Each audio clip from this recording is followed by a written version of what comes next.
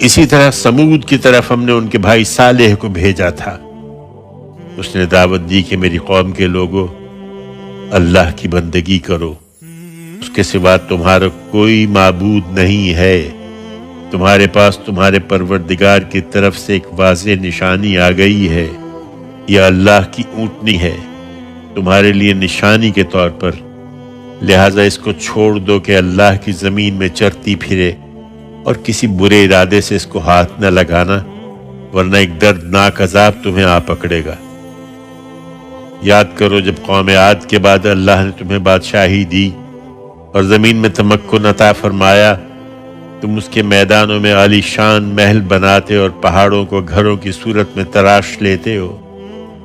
سو اللہ کی شانوں کو یاد کرو اور زمین میں فساد نہ مچاتے پھرو۔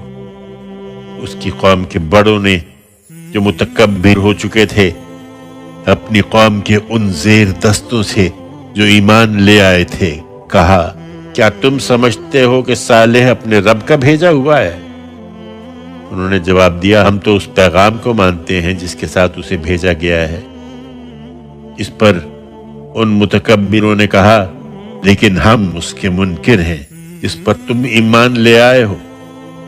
پھر انہوں نے اونٹنی کی کوچیں کاٹ دی اور پورے تمرد کے ساتھ اپنے پروردگار کے حکم سے سرتابی کی اور کہہ دیا کہ اے صالح، اگر تم خدا کے بھیجے ہوئے ہو تو ہم پر لے آؤ وہ عذاب جس کی تم ہمیں دھمکی دے رہے ہو۔ آخر ایک سخت تھر تھراہٹ نے انہیں آ لیا اور وہ اپنے گھروں میں اوندھے پڑے کے پڑے رہ گئے۔